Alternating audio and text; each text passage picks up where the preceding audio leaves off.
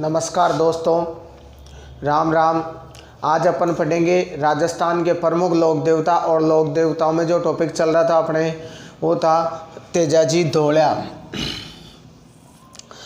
तेजाजी जाट जाति से थे और जाटों में 3 प्रकार की खापें पाई जाती है। वो है, एक तो है आंदना, जोजिया और धोलिया।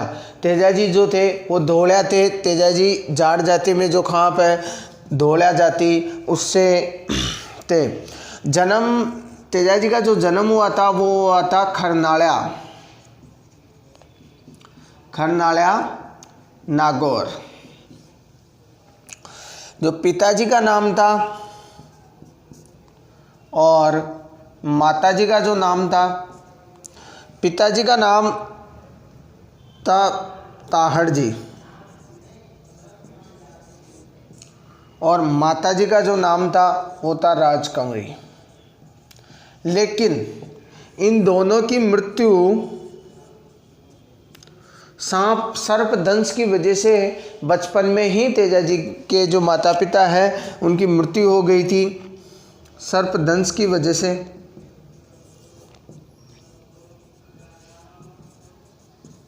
उसके बाद में इनके जो बड़े पिताजी थे उनका नाम था बक्सो जी और माता का नाम था सुगना। इन्होंने ही तेजाजी का लालन पालन पोषण किया। देखो, अपन वापस बात करते हैं। तेजाजी का जन्म खरनालिया नागौर में हुआ था माघ शुक्ल चतुर्दशी 14 उस दिन तेजाजी का जन्म हुआ था। पिताजी थे ताहड़ जी और इनकी माता का नाम था राजकंवरी। माता का नाम क्या था? राजकंवरी। और बक्सो जी जो थे और सुगना जो थी, ये इनके बड़े पापा और मम्मी थे।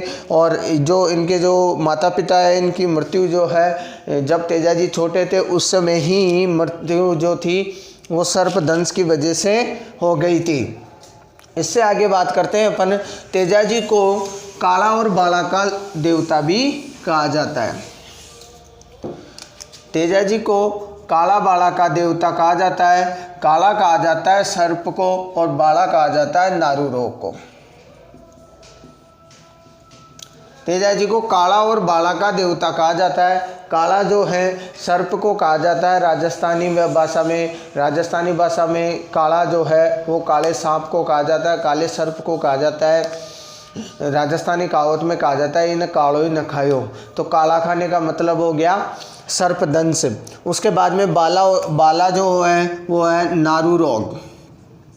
बाला नारू रोग से कहा जाता है। प्राचीन समय में ये रोग राजस्थान में बहुत पाया जाता था और ये जो है नारू जो है इसको खोड रोग भी कहा जाता था।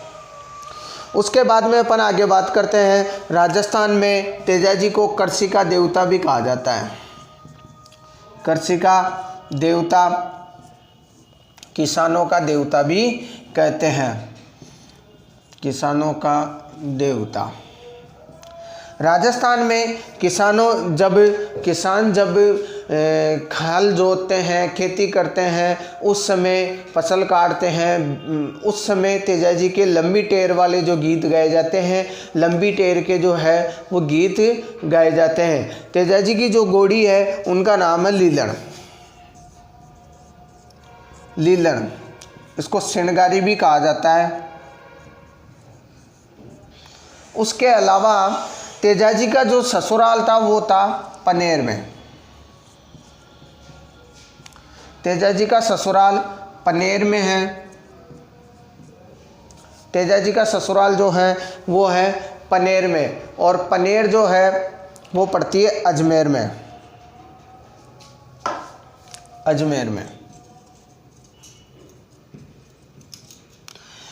तेजाजी के जो ससुर जी थे उनका नाम था रायमल जी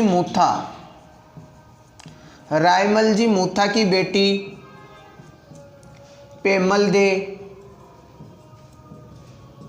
इनका विवाह हुआ था तेजाजी से।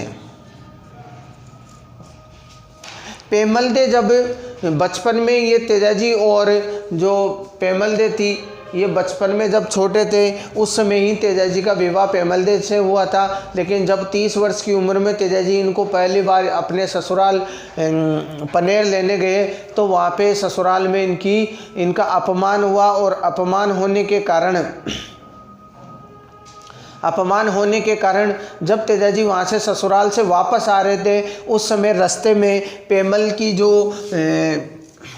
की जो सहेली थी लाछा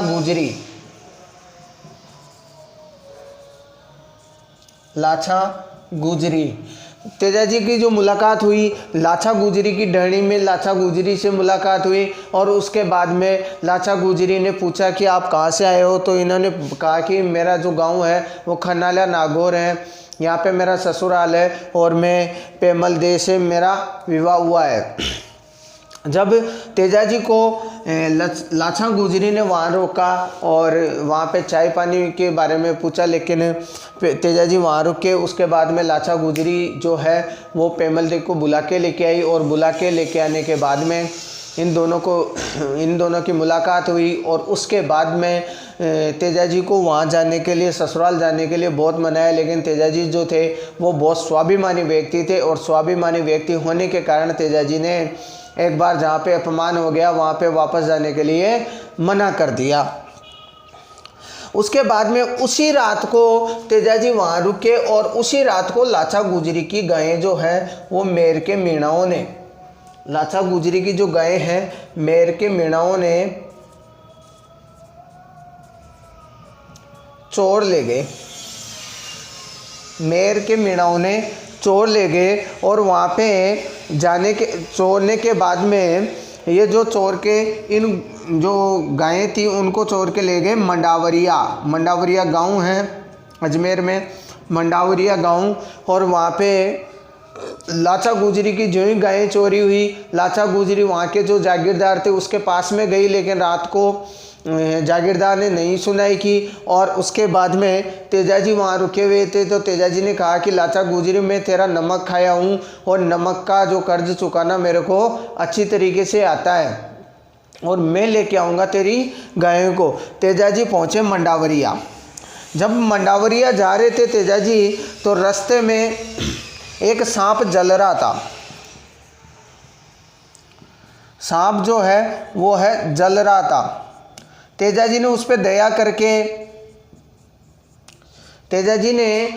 दया करके उस सांप को अपने भाले से निकाल के बाहर फेंक दिया, लेकिन वो सांप जो है वो तो तेजा जी पे गुस्सा हो गया और बोलने लग गया कि मैं तो मुक्ति पा रहा था इस संसार से, और तू है जो मेरे को बचा लिया, अब मैं तेरे को डसूंगा। लेकिन तेजा जी ने कहा कि मेरे से गलती हो गई, लेकिन सांप ने कहा कि नहीं मैं तो तेरे को डसूंगा। लेकिन तेजा जी ने कहा कि मेरे एक वचन दिया हुआ है लाछा गुजरी को, उसकी गायें जो है मेरे के मीणाओं ने चुरा के मंडावरिया गांव ले गए, और इस वजह से मैं एक बार उन गायों को वापस ले आऊँगा, उसके बाद में तू मेरे को डस लेना। लेकिन सांप ने कहा कि मैं तेरे पे विश्वास नहीं करता। तो तेजा जी ने खेजड़ी और केर की कसम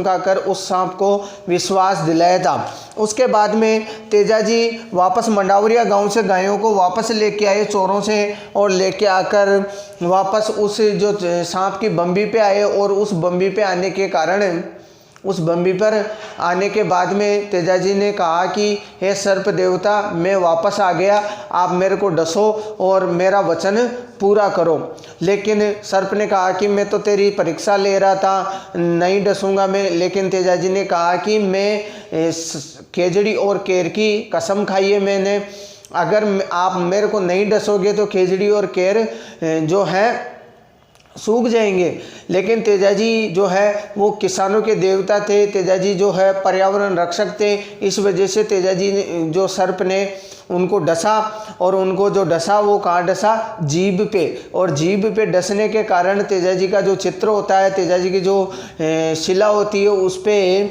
जो घुड़सवार होता है उस पर सांप डसते हुए बताया गया है। उसके बाद में देखो तेजा जी को जो है सहरिया जनजाति के लोग देवता भी माने जाते हैं। तेजा जी को सहरिया जनजाति के लोग देवता भी माने जाते हैं। आपसे पूछ लिया भाई कौन सी जाति से कौन सी जनजाति जो है तेजाजी को मानती है, वो है सहरिया जनजाति। राजस्थान में 8 जनजातियां पाई जाती है, उनमें जो है सहरिया जनजाति जो है वो तेजाजी को मानती है। और दूसरी बात है, जाट जाति के लोक देवता भी माने जाते हैं तेजाजी को, लेकिन ये बात जो है वो गलत है, क्योंकि तेजाजी जो थे, तेजाजी एक राजस्थान के लोक देवता थे, किसानों के लोक देवता थे। और उसके बाद में देखो, तेजाजी का जो पुजारी होता है, तेजाजी का जो पुजारी होता है उसको गोडला कहा जाता है। तेजाजी के पुजारी को क्या कहा जाता है? गोडला। और वो होता है माली जाति का। अगर माली जाति नहीं हो तो फिर जाट जाति का गोडला होगा। तेजाजी के पुजारी को क्या कहा जाता है? गोडला कहा जाता है। उसके बाद में देखो, तेजाजी के ऊपर 2011 में एक डाक टिकट भी जारी किया गया है। तेजाजी के ऊपर 2011 में एक डाक टिकट भी जारी किया गया है 5-5 रुपये का। तेजाजी और देवनारायण जी ऐसे राजस्थान के 2 लोक देवता हैं जिन पे डाक टिकट जारी किया गया है। उसके बाद में देखो, अपन बात कर रहे थे राजस्थान में तेजाजी के जो मंदिर हैं वो है खरनाल नागौर में,